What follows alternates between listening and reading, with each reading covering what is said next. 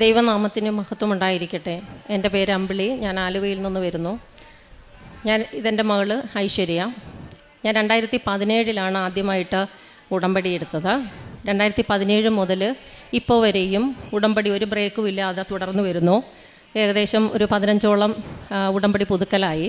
ഇതിനിടയിൽ കോവിഡ് ഉണ്ടായിരുന്ന ഒരു 1.5 വർഷക്കാലം ആ സമയം മാത്രമാണ് ഉടമ്പടി പുതുക്കാതിരുന്നത്. ഇതെൻ്റെ ഈ അൾത്താരയിലെ 5ാമത്തെ സാക്ഷ്യമാണ്. ഒരു സാക്ഷ്യം ഞാൻ ഓൺലൈൻ വഴി, അന്ന് കോവിഡായിരുന്ന സമയത്ത് നമുക്ക് ഓൺലൈൻ വഴിയായിരുന്നു സാക്ഷ്യം പറയിക്കുന്നത്. അന്ന് ഓൺലൈൻ വഴിയും സാക്ഷ്യം പറഞ്ഞു. അങ്ങനെ 5 സാക്ഷ്യവും ഇതെൻ്റെ ശരിക്കും പറഞ്ഞാൽ അൾത്താരയിലെ 5ാമത്തെ സാക്ഷ്യവും മൊത്തത്തിലുള്ള 6ാമത്തെ സാക്ഷ്യവുമാണ്.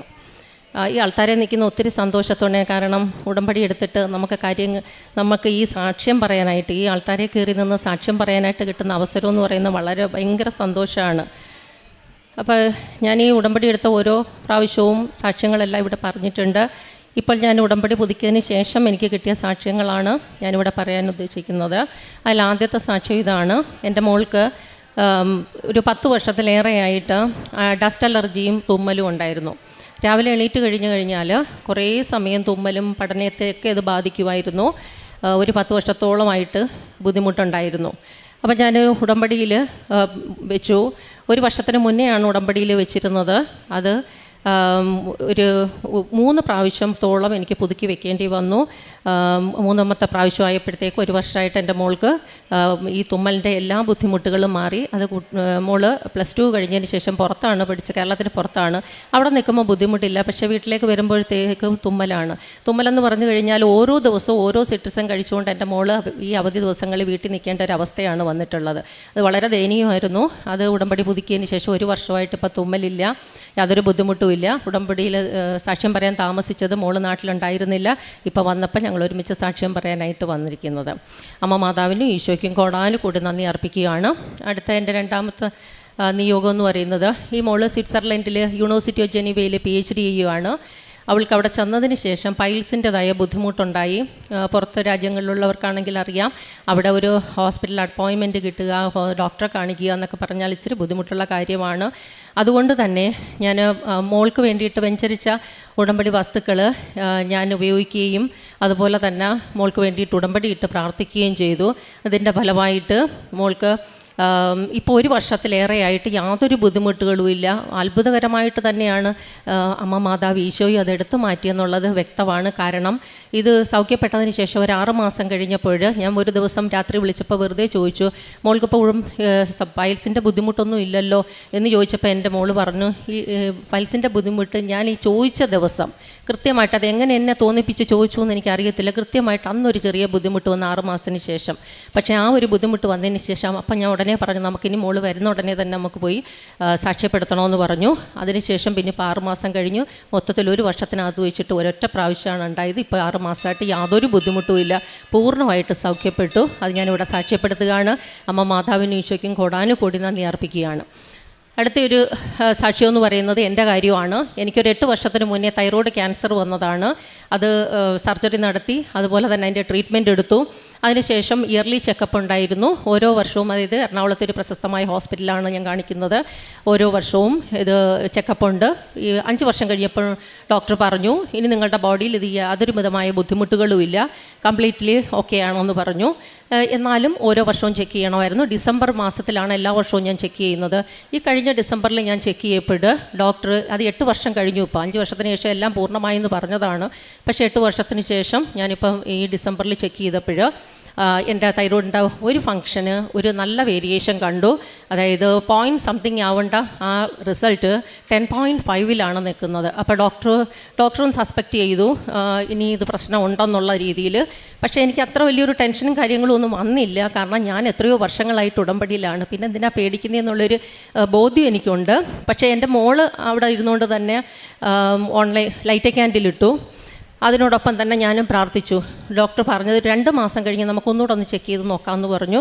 പക്ഷേ 2 മാസം കഴിഞ്ഞ് ഒന്നുകൂടെ ചെക്ക് ചെയ്തപ്പോൾ ഈ 10.5 എന്നുള്ള റിസൾട്ട് എനിക്ക് വേണ്ടുന്ന നോർമൽ വാല്യൂ ആയ .something തന്നെ മാറി എനിക്ക് നോർമലാക്കി തന്നു.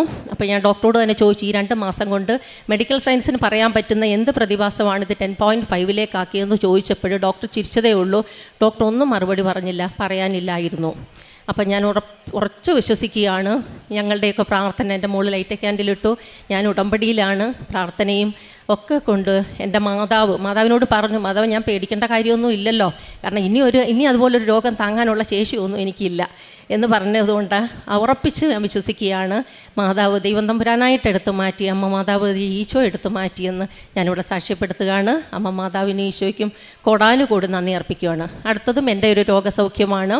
എനിക്ക് ഈ സർജറിയും അതിൻ്റെ ട്രീറ്റ്മെൻറ്റും ഒക്കെ കഴിഞ്ഞതിന് ശേഷം അന്ന് മുതലേ വയറിന് പ്രശ്നങ്ങളുണ്ട്, ചെറിയ ചെറിയ പ്രശ്നങ്ങളാണ്. ഇപ്പോൾ ഇച്ചിരി ബുദ്ധിമുട്ട് കൂടിയപ്പോൾ ഞാൻ പോയി കോളനോസ്കോപ്പിയും എൻഡോസ്കോപ്പിയൊക്കെ ചെയ്തു. പക്ഷേ അതിൽ കോളനോസ്കോപ്പി ചെയ്ത സമയത്ത് ചെയ്ത് കഴിഞ്ഞതിന് ശേഷം ഡോക്ടർ പറഞ്ഞത് വയറ്റിൽ, അതായത് സ്റ്റൊമക്കിൽ ഒരു ബ്ലൂയിഷ് സ്വെല്ലിങ് കാണുന്നുണ്ടായിരുന്നു ചെയ്തുകൊണ്ടിരുന്ന സമയത്ത്.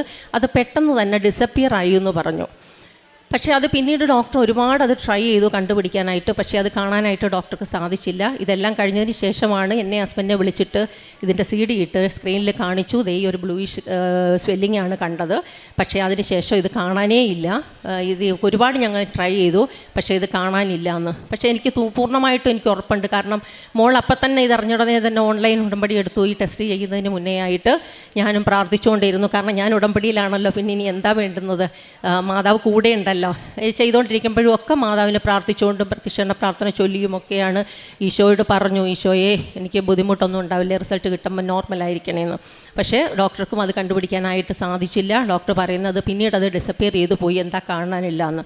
പക്ഷേ എനിക്ക് പൂർണ്ണമായിട്ട് ഉറപ്പുണ്ട്, കാരണം ആ ഒരു ബ്ലൂയിഷ് ഫാക്ടർ അന്നേരം ഡിസപ്പിയർ ആയത് പോയില്ല എന്നുണ്ടെങ്കിൽ ഓൾറെഡി എനിക്ക് എന്തോ ബുദ്ധിമുട്ടുണ്ടായിരുന്നു, അത് മാതാവായിട്ട് എടുത്ത് മാറ്റിയതാണെന്ന് കാണിക്കണമല്ലോ. അതില്ലായിരുന്നു എന്നുണ്ടെങ്കിൽ എനിക്ക് വേറെ പ്രശ്നമൊന്നും ഇല്ല എന്ന് പറഞ്ഞാൽ ദൈവനാമത്തെ മഹത്വപ്പെടുത്താനുള്ള ഒരവസരം എനിക്ക് കിട്ടിയില്ല എന്ന് ഞാൻ ഉറച്ചു വിശ്വസിക്കുന്നു.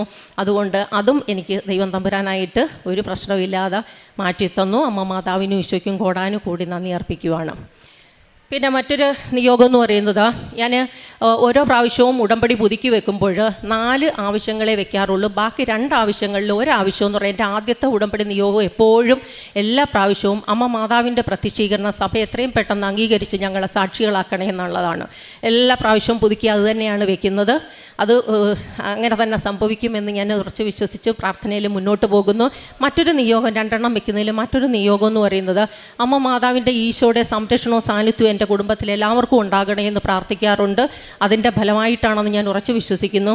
ഒരു ദിവസം ഞാൻ റോഡ് ക്രോസ് ചെയ്ത സമയത്ത് റോഡ് 2 സൈഡിലും ക്ലിയർ ആണെന്ന് കണ്ടുകൊണ്ടാണ് ഞാൻ റോഡ് ക്രോസ് ചെയ്തത്. MC റോഡായിരുന്നു.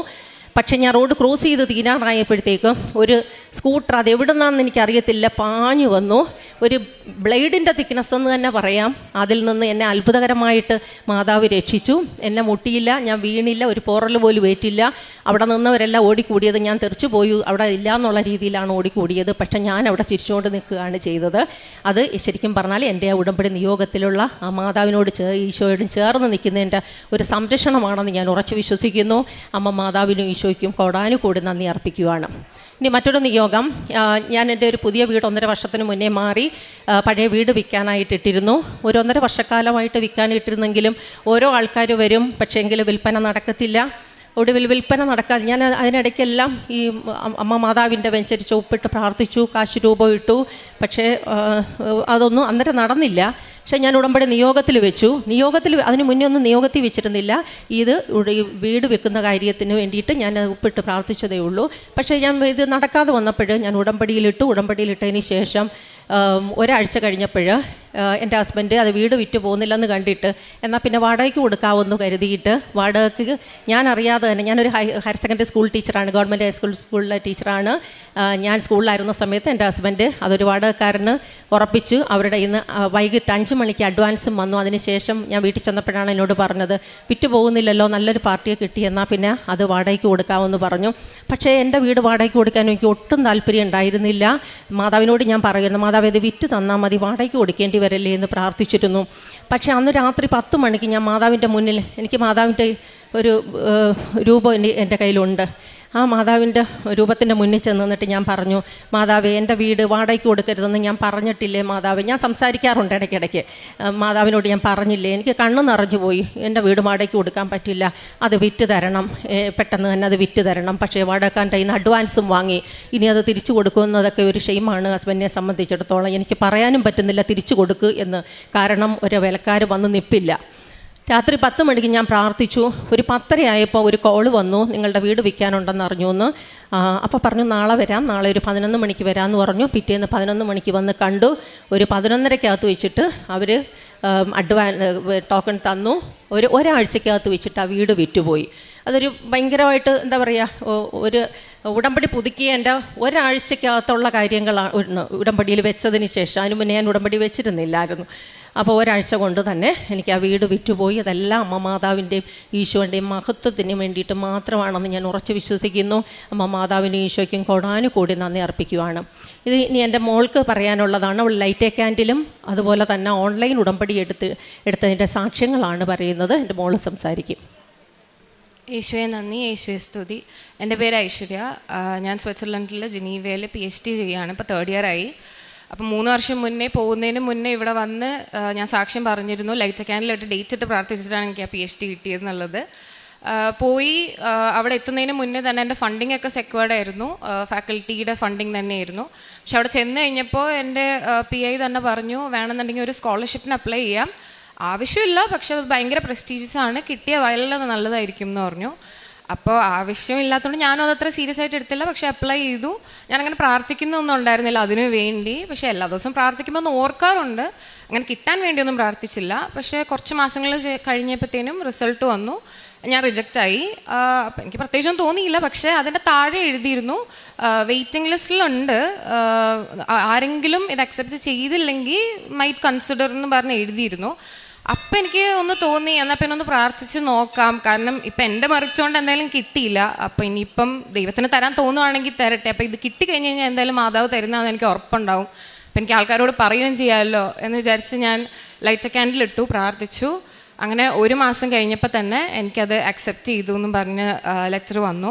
പക്ഷെ അത് കിട്ടിക്കഴിഞ്ഞപ്പോഴാണ് എനിക്ക് അതിനുള്ള വാല്യൂ മനസ്സിലായത്. കാരണം നമ്മൾ സ്വിറ്റ്സർലൻഡിൽ ഒരുപാട് പെർ മന്ത് ഹെൽത്ത് ഇൻഷുറൻസിനൊക്കെ പേ ചെയ്യാറുണ്ട്, ട്രാൻസ്പോർട്ടേഷനും അങ്ങനെയൊക്കെ ഒരുപാട് പേ ചെയ്യുന്നിടത്ത് എനിക്കതെല്ലാം ഫ്രീ ആയി. അതേപോലെ എനിക്ക് നേരത്തെ ഉണ്ടായിരുന്ന എൻ്റെ ഫണ്ടിങ്ങിനേക്കാളും ഒരുപാട് വലിയ എമൗണ്ടാണ് എനിക്ക് സ്കോളർഷിപ്പ് വഴി കിട്ടിയത്. അപ്പം അതുകൊണ്ട് എമൗണ്ടിനേക്കാളൊക്കെ കൂടുതൽ ഒരുപാട് വേറെ പ്രിവിലേജസും ഒരുപാട് പേരോട് പറയാനും എനിക്ക് പറ്റി, അത് ദൈവമായിട്ട് തന്നതാണെന്ന്. അതിന് അമ്മ മാതാവിനോട് ഒരായിരം നന്ദി പറയുന്നു. പിന്നെ ഈ PhDയുടെ ഭാഗമായിട്ട് തന്നെ എനിക്ക് US ഒരു മീറ്റിങ്ങിന് പോകണമായിരുന്നു, ഒരു കോൺഫറൻസിന്. അപ്പോൾ അത് എൻ്റെ ഫീൽഡിൽ തന്നെ ഒരുപാട് ആൾക്കാർ വരുന്നതാണ്, ഒരുപാട് ഫേമസ് ആയിട്ടുള്ള ഫാക്കൽറ്റീസ് വരുന്നതായിരുന്നു. എനിക്ക് പോകണമെന്ന് ഭയങ്കര ആഗ്രഹം ഉണ്ടായിരുന്നു. പക്ഷെ എനിക്ക് വിസയ്ക്ക് അപ്ലൈ ചെയ്യണം. അപ്പോൾ ആ സമയത്ത് എൻ്റെ പെർമിറ്റ് റിന്യൂ ചെയ്യാൻ കൊടുത്തിരിക്കുകയായിരുന്നു. അതെനിക്ക് റിന്യൂ ചെയ്ത് കിട്ടിയിട്ടുണ്ടായിരുന്നില്ല. അപ്പോൾ അതാണ് എൻ്റെ ആകെയുള്ള ഐഡൻറ്റിറ്റി പ്രൂഫ്. അപ്പോൾ അതെൻ്റെ കയ്യിൽ ഉണ്ടായിരുന്നില്ല. അപ്പോൾ എനിക്ക് വിസയ്ക്ക് അപ്ലൈ ചെയ്യാൻ പറ്റില്ല എന്നാണ് വിചാരിച്ചത്. പക്ഷേ ഞാൻ അപ്പോയിൻമെൻറ്റ് എടുത്തു. ഞാൻ അങ്ങ് പോവാമെന്ന് വിചാരിച്ചു. അതിന് പകരം സബ്സ്റ്റിറ്റ്യൂട്ടായിട്ട് ഒരുപാട് നമുക്ക് ഡോക്യുമെൻറ്റ്സ് വാങ്ങാം. പക്ഷേ എൻ്റെ കയ്യിൽ വളരെ മിനിമം ഡോക്യുമെൻറ്റ്സേ ഉണ്ടായിരുന്നുള്ളൂ. അത് സഫീഷ്യൻ്റ് അല്ല എന്നുള്ളത് എൻ്റെ അടുത്ത് യൂണിവേഴ്സിറ്റിയിൽ നിന്ന് തന്നെ പറഞ്ഞിരുന്നു. ഇത് മിക്കവാറും റിജക്റ്റ് ആവുകയുള്ളൂ എന്ന്. പക്ഷേ ഞാൻ പോയി. പോകുന്നതിന് മുന്നേ ഞാൻ മാതാവിനോട് പറഞ്ഞിരുന്നു, എല്ലാവരും ഇങ്ങനെ സാക്ഷ്യം പറയുന്നതൊക്കെ കേൾക്കാറുണ്ട്, അടയാളം വേണം, മുല്ലപ്പൂവിൻ്റെ മണം വേണം, പിന്നെ ബ്ലൂ കളർ ഡ്രസ്സ് ഇട്ട ആളായിരിക്കണം എന്നൊക്കെ. അപ്പം ഞാനും വെറുതെ ഇങ്ങനെ പറഞ്ഞു, മാതാവിന് തരാൻ തോന്നുകയാണെന്നുണ്ടെങ്കിൽ എനിക്ക് അതുപോലൊരു അടയാളം എനിക്കും കാണിച്ചു തരണം, ബ്ലൂ കളർ ഡ്രസ്സ് വേണം എന്നൊക്കെ ഞാനും പറഞ്ഞിട്ടുണ്ടായിരുന്നു. പക്ഷെ ഞാൻ പോകുമ്പോൾ ട്രെയിനിലിരുന്ന്, അപ്പോൾ അന്നേരം അവിടുത്തെ രാവിലെ ഇവിടെ ഉച്ചയായിരുന്നു. അപ്പോഴത്തേനും ഇവിടുത്തെ ഉടമ്പടി ധ്യാനം കഴിയാറായി. അന്നൊരു ചൊവ്വാഴ്ചയായിരുന്നു. അപ്പോൾ ഞാൻ വെറുതെ ട്രെയിനിലിരുന്നപ്പോൾ സമയം ഉണ്ടായിരുന്നത് കാരണം ഞാൻ ഉടമ്പടി ധ്യാനം ഒന്ന് കേൾക്കാമെന്ന് വിചാരിച്ചു. അപ്പോൾ ടെൻഷനിലാണോ എന്നറിയില്ല, പക്ഷെ കേട്ടപ്പോൾ ഞാനിത് ഓണാക്കിയപ്പോൾ തന്നെ അന്ന് സെപ്റ്റംബർ 17 ആയിരുന്നു. ആ ധ്യാനത്തിൻ്റെ അവസാനം ആകുമ്പോൾ അച്ഛൻ പറയുന്നുണ്ട്, അച്ഛനും US എംബസിയിൽ പോയപ്പോൾ ഒരു പേപ്പർ ഉണ്ടായിരുന്നില്ല, ബയോമെട്രിക്സിൻ്റെ പേപ്പർ ഉണ്ടായിരുന്നില്ല എന്നും. പുള്ളി ടെൻഷൻ അടിച്ചു. പക്ഷേ അച്ഛനും വിസ കിട്ടിയെന്ന് പറയുന്നതാണ് ഞാൻ ഉടമ്പടി ഇത് എടുക്കുമ്പോൾ തന്നെ, ധ്യാനം എടുക്കുമ്പോൾ തന്നെ കേട്ടത്. അപ്പോൾ എനിക്ക് ഉറപ്പുണ്ടായിരുന്നു കിട്ടുമെന്ന്. ഞാനവിടെ ചെന്നപ്പോൾ കയറുന്നതിന് മുന്നേ ഉപ്പിട്ട് ഞാൻ പ്രാർത്ഥിച്ചിരുന്നു എംബസീൻ്റെ മുന്നിൽ. കുറച്ച് ഞാൻ കയറുന്നതിന് മുന്നേ ഒന്ന് സൈഡിലേക്ക് ഇട്ട് പ്രാർത്ഥിച്ചിട്ടാണ് കയറിയത്. കയറി എൻ്റെ അടുത്ത് ആരും പെർമിറ്റിൻ്റെ കാര്യം ചോദിച്ചില്ല. എൻ്റെ കയ്യിലുള്ള ഡോക്യുമെൻറ്റ് സഫീഷ്യൻ്റ് അല്ലാന്നും എനിക്കറിയാം. എന്നോട് ആരും ചോദിച്ചുമില്ല, ഞാൻ പറഞ്ഞുമില്ല. പിറ്റേന്ന് തന്നെ എനിക്ക് മെയിൽ വന്നു, എൻ്റെ പാസ്പോർട്ട് ഡിസ്പാച്ച് ആയിന്ന്, എനിക്ക് 1 വീക്കിനുള്ളിൽ വിസ കിട്ടി. അങ്ങനെ ഞാൻ ആ മീറ്റിംഗ് അറ്റൻഡ് ചെയ്തു. അത് ഒരു ഇൻ്റർനാഷണൽ കോൺഫറൻസ് ആയിരുന്നു. വേൾഡ് വൈഡ് ഒരുപാട് പാർട്ടിസിപ്പൻസ് ഉണ്ടായിരുന്നു. ഞാൻ എൻ്റെ PhD തുടങ്ങിയിട്ടേ ഉള്ളൂ, 2 ഇയേഴ്സ് ആയിട്ടേ ഉള്ളൂ. അപ്പോൾ അതിൽ PhDs പോസ്റ്റ് ഡോക്സും ഒക്കെ ഉണ്ടായിരുന്നു. അപ്പം ഞാൻ ഒട്ടും എക്സ്പീരിയൻസ്ഡ് അല്ല എന്നുള്ളത് എനിക്ക് തന്നെ അറിയായിരുന്നു. പക്ഷേ ഞാൻ വെറുതെ ഇങ്ങനെ മാധവനോട് പറഞ്ഞായിരുന്നു, അവിടെ ഒരു പോസ്റ്റർ കോമ്പറ്റീഷൻ ഉണ്ടായിരുന്നു. അപ്പോൾ ഞാനിങ്ങനെ പറഞ്ഞു, എല്ലാവരും ഉണ്ട്, പോസ്റ്റ് ഡോക്സ് ഉണ്ട്, എന്നെക്കാളും 10 വർഷമൊക്കെ റിസർച്ച് എക്സ്പീരിയൻസ് ഉള്ളവരും പ്രസൻറ്റ് ചെയ്യുന്നുണ്ട്, പക്ഷേ എനിക്ക് തരാമോ എന്ന് ഞാൻ ചോദിച്ചായിരുന്നു. 3 ദിവസത്തെ കോൺഫറൻസ് കഴിഞ്ഞപ്പോഴത്തേനും ബെസ്റ്റ് പോസ്റ്റർ എനിക്കാണ് കിട്ടിയത്. അത് എൻ്റെ മറിച്ചുകൊണ്ടല്ല എന്നുള്ളത് എനിക്ക് പൂർണ്ണമായിട്ട് അറിയാം, കാരണം എൻ്റെ കയ്യിലൊന്നും ഉണ്ടായിരുന്നില്ല. അത് മാതാവ് എന്നിലൂടെ പ്രവർത്തിച്ചാണ്, മാതാവ് വാങ്ങി തന്നതാണ് എന്ന് എനിക്കറിയാം. അതെനിക്ക് വലിയൊരു അത്ഭുതമായിരുന്നു. പിന്നെ ഞാൻ ജനീവയിൽ ചെന്ന് കഴിഞ്ഞ് എൻ്റെ അക്കോമഡേഷന് വേണ്ടിയിട്ട് എൻ്റെ ഒരു സീനിയറിൻ്റെ കൂടെയായിരുന്നു ഞാൻ ആദ്യം താമസിച്ചത്. അപ്പോൾ അവിടെ ഒരു ഫ്ലാറ്റിലൊരു 2 ബെഡ്റൂം അപ്പാർട്ട്മെൻ്റ് ആയിരുന്നു. അപ്പോൾ അവിടെ താമസിച്ചു. പക്ഷെ അവിടെ എനിക്ക് ആരെ അറിയുന്നുണ്ടായിരുന്നില്ല ആദ്യം. അപ്പോൾ അങ്ങനെ അവിടെ ഞാൻ ഓക്കെ പറഞ്ഞു. പക്ഷെ കുറച്ച് കഴിഞ്ഞപ്പോൾ എനിക്ക് മനസ്സിലായത് എൻ്റെ ഒരു റൊട്ടീനുമായിട്ട് ഒട്ടും മാച്ച് ആവില്ല എന്നും എനിക്ക് ആ വീട്ടിൽ നിൽക്കാൻ ഭയങ്കര ബുദ്ധിമുട്ടായിരുന്നു. അപ്പോൾ അത് കുറച്ച് കഴിഞ്ഞപ്പോൾ എനിക്ക് മെൻ്റലി ഭയങ്കര സഫക്കേറ്റിംഗ് ആയി തുടങ്ങി. എൻ്റെ വർക്കിനെ അത് എഫക്റ്റ് ചെയ്യാൻ തുടങ്ങി. അപ്പോൾ ഞാനിങ്ങനെ വീട്ടിലൊക്കെ പറയുമ്പോൾ എല്ലാവരും പറയും, നീ വീട് മാറ്, എന്തിനാ അവിടെ നിൽക്കുന്നതെന്ന് ചോദിക്കും. പക്ഷേ ജനീവ പോലുള്ളൊരു സിറ്റിയിൽ, അത് ഞാനൊരു സ്റ്റുഡൻ്റാണ്, വീട് കിട്ടാൻ ഭയങ്കര പാടാണ്. എൻ്റെ ഇതും സാലറി കണ്ടീഷൻസ്, അവിടെ ഒരു കണ്ടീഷനുണ്ട്, നമുക്ക് 1/3 ആയിരിക്കണം റെൻറ്റ് എന്നുള്ളത്. അതൊക്കെ വെച്ച് ഞാൻ ഒറ്റയ്ക്ക് അപ്ലൈ ചെയ്യുമ്പോൾ എനിക്ക് വീട് കിട്ടാൻ ഭയങ്കര ബുദ്ധിമുട്ടായിരുന്നു. അപ്പോൾ ആ ഒരു പെയിൻ വേണ്ടല്ലോ എന്ന് വിചാരിച്ചാണ് ഞാൻ അപ്ലൈ ചെയ്യാതിരുന്നത്. പക്ഷെ ഒരു പോയിന്റ് എത്തിയപ്പോൾ എനിക്ക് ചെയ്യാതെ നിവർത്തിയില്ലാതെയായി. അങ്ങനെ ഞാൻ ചെയ്തു, ഒരുപാട് വീടുകളൊക്കെ വിസിറ്റ് ചെയ്തു. അപ്പോൾ എല്ലാത്തിനും റെൻ്റൊക്കെ കൂടുതലാണ്. അപ്പോൾ പറഞ്ഞു, നമുക്ക് സമാധാനമാണല്ലോ വേണ്ടത്, കുഴപ്പമില്ല, എത്രയാണെങ്കിലും കുഴപ്പമില്ല, മാറാമെന്ന് വിചാരിച്ചു. പക്ഷെ ഒരു 1 മന്തിനുള്ളിൽ ഞാൻ കുറേ വീടുകൾ വിസിറ്റ് ചെയ്തു. അതിനിടയ്ക്ക് ഞാൻ ഓൺലൈൻ ഉടമ്പടിയും ഇട്ടു. അപ്പോൾ ഓൺലൈൻ ഉടമ്പടിയിൽ ഞാൻ വെറുതെ ഒരു ഡേറ്റ് ഇട്ടു, April 1 മുന്നേ എനിക്ക് മാറാൻ പറ്റണം, അതിൽ കൂടുതൽ എന്നെ ഈ വീട്ടിൽ നിർത്തരുതെന്ന് പറഞ്ഞ് ഞാൻ എല്ലാ ദിവസവും പ്രാർത്ഥിക്കുമായിരുന്നു. എങ്ങനെയാണെന്നറിയില്ല, എനിക്ക് വളരെ നല്ലൊരു സ്റ്റുഡൻറ്റ് റെസിഡൻസ്, അത് ഞാൻ പലവർക്കും റെക്കമെൻഡ് ചെയ്തിട്ട് അവരൊക്കെ അപ്ലൈ ചെയ്ത് അവർക്ക് കിട്ടിയിട്ടില്ല എന്ന് എന്നോട് പറഞ്ഞിട്ടുണ്ട്. പക്ഷേ ഞങ്ങൾക്ക് എല്ലാവർക്കും അറിയാം അത് വളരെ നല്ലൊരു സ്റ്റുഡൻറ്റ് റെസിഡൻസ് ആണെന്നും വളരെ ചീപ്പാണെന്നും ഒക്കെ അറിയാം. പക്ഷെ ചീപ്പാണെന്നുണ്ടെങ്കിൽ ഞങ്ങൾക്ക് കിട്ടില്ല, കാരണം 1/3 സാലറി എത്രയാണോ അത്രയാണ് മിനിമം ഞങ്ങൾ റെൻറ്റ് കൊടുക്കേണ്ടത്. അപ്പം ചീപ്പർ ഓപ്ഷൻ ഞങ്ങൾക്ക് ചെയ്യാൻ പറ്റില്ല. പക്ഷെ ഞാൻ വെറുതെ അപ്ലൈ ചെയ്തു, അവർ എന്നെ സെലക്ട് ചെയ്തു. ഞാൻ ചെന്നപ്പോൾ അവർ ഒന്നും ചോദിച്ചില്ല, എൻ്റെ സാലറി കണ്ടീഷൻസും അതൊക്കെ ഈ സ്കോളർഷിപ്പ് കാരണമാണ് സത്യം പറഞ്ഞാൽ എനിക്ക് അതൊക്കെ കിട്ടാനിടയായത്. അപ്പോൾ ഞാൻ അവിടെ ചെന്നപ്പോൾ അവരൊന്നും ചോദിച്ചില്ല, അവരെന്നെ അക്സെപ്റ്റ് ചെയ്തു, എനിക്ക് വീട് കിട്ടി. അതും ഞാൻ മൂവ് ഇൻ ചെയ്തത് April 1 ഞാൻ മാധവനോട് പറഞ്ഞ ഡേറ്റിൽ തന്നെ എനിക്ക് മൂവ് ചെയ്യാനും പറ്റി. അപ്പോൾ ഞാൻ അവിടുത്തെ റിസപ്ഷൻ ലേഡിയോടും ചോദിച്ചു, ഇത് എന്നെ എന്തിനാണ് എടുത്ത്, നിങ്ങൾക്ക് അറിയാമോ ഞാൻ ഓക്കെ ആണോ, കാരണം അതിൽ കയറി കഴിഞ്ഞിട്ട് പിന്നെ എന്നെ പുറത്താക്കുമോ എന്നുള്ള പേടിയോണ്ടാണ് ചോദിച്ചത്. അപ്പോൾ അവർ പറഞ്ഞു, ഇല്ല ഓക്കെ ആണ്. അവരെന്നോട് ആക്ച്വലി പറഞ്ഞത് universe is looking at you എന്നാണ്. അപ്പോൾ എനിക്ക് ശരിക്കും ഉറപ്പായി ഇത് മാതാവ് തന്നെ തന്നതാണെന്ന്, കാരണം അങ്ങനെയൊക്കെ ഒന്നും ആരും അങ്ങനെ നമ്മളോട് തുറന്ന് പറഞ്ഞിട്ടില്ല. അപ്പോൾ എനിക്ക് ഉറപ്പായിരുന്നു. പിന്നെ കാരുണ്യപ്രവൃത്തിയായിട്ട് ഞാൻ അവിടെ ഹോംലെസ് ആൾക്കാർക്കും ഒക്കെ ഫുഡ് വാങ്ങി കൊടുക്കാറുണ്ട്. പിന്നെ എല്ലാ ദിവസവും അവിടെ ഫ്രഞ്ച് കുർബാനയാണോ എനിക്ക് മനസ്സിലാവാറില്ല, പക്ഷെ എന്നാലും പള്ളിയിൽ പോയി ഒരു 1/2 hour ഇരുന്നിട്ട് പോരും. അങ്ങനെ എല്ലാ ദിവസവും മാതാവിനെ കാണാൻ പോകാറുണ്ട്. പിന്നെ എനിക്ക് സ്കോളർഷിപ്പ് ഇതായപ്പോൾ എനിക്ക് ഫണ്ടിങ്ങും ഒരുപാട് കൂടി. അപ്പം ഞാൻ അങ്ങനെ പൈസയ്ക്ക് വേണ്ടിയല്ല, പക്ഷെ എന്നാലും മാതാവിനോട് പറഞ്ഞിരുന്നു, എനിക്ക് എത്രയാണോ ടോട്ടൽ കിട്ടുന്നത് അതിൻ്റെ ഒരു ദശാംശം ഞാൻ എല്ലാ മാസവും മാറ്റി വയ്ക്കുമായിരുന്നു. അങ്ങനെ അന്ന് മുതൽ ഇന്ന് വരെ ഞാൻ അതിൻ്റെ ഒരു ദശാംശം എല്ലാ മാസവും മാറ്റി വെച്ച് ആവശ്യം ആർക്കാണെന്നോ രോഗികൾക്കൊക്കെ വീട്ടുകാർ അയച്ചു കൊടുക്കാറുണ്ട് അതിൽ നിന്ന്. അപ്പോൾ ഇത്രയും അനുഗ്രഹം തന്ന മാതാവിനെ ഈശോയ്ക്കും 1000 നന്ദി. എൻ്റെ ഭാഗത്തു നിന്നുള്ള കാരുണ്യ പ്രവൃത്തികളാണ്. ഞാൻ ഗവൺമെൻറ് സ്കൂളിൽ വർക്ക് ചെയ്യുന്നതുകൊണ്ട് തന്നെ എൻ്റെ മുന്നിലിരിക്കുന്ന ഒരുപാട് ബുദ്ധിമുട്ടുകൾ, വേദനകൾ അനുഭവിക്കുന്ന ഓരോ കുടുംബങ്ങളുണ്ട്. അവർക്കുള്ള സഹായം കൂടാതെ തന്നെ 2 പാലിയേറ്റീവ് കെയർ യൂണിറ്റുമായിട്ട് ഞാൻ പ്രവർത്തിക്കുന്നുണ്ട്. അതുപോലെ തന്നെ ഹോസ്പിറ്റൽസിൽ ഭക്ഷണ പൊതികൾ കൊണ്ടുപോകുമ്പോൾ മരുന്നും വാങ്ങാനില്ലാത്തവരുണ്ടെന്നുണ്ടെങ്കിൽ ആ പൊതിയുടെ കൂടെ പൈസയും കൂടി വെച്ച് കൊടുത്ത് അവർക്ക് മരുന്ന് വാങ്ങാനുള്ള ക്യാഷ് കൊടുക്കും. അതുപോലെ തന്നെ ഒരു മെൻ്റലി റിട്ടാർഡായിട്ടുള്ള കുട്ടികളെ താമസിപ്പിക്കുന്നിടത്ത് എങ്ങനെയായിരുന്നാലും ഒരു 2 മാസം കൂടുമ്പം പോയിട്ട് അവർക്ക് വേണ്ടുന്ന കാര്യങ്ങൾ ചെയ്തു കൊടുക്കും. ഇതൊക്കെയാണ് എൻ്റെ കാരുണ്യ പ്രവൃത്തികൾ. പിന്നീട് എന്ന് പറഞ്ഞാൽ നമുക്ക് വിശക്കുന്നവനെ തിരിച്ചറിയാനും അതുപോലെ ഇല്ലായ്മയുള്ളവനെ തിരിച്ചറിയാനും ഒക്കെ ഈ ഉടമ്പടിയിലൂടെ സാധിച്ചു എന്നുള്ളതാണ് ഒരു വലിയ ദൈവകൃപയെന്ന് പറയുന്നത്.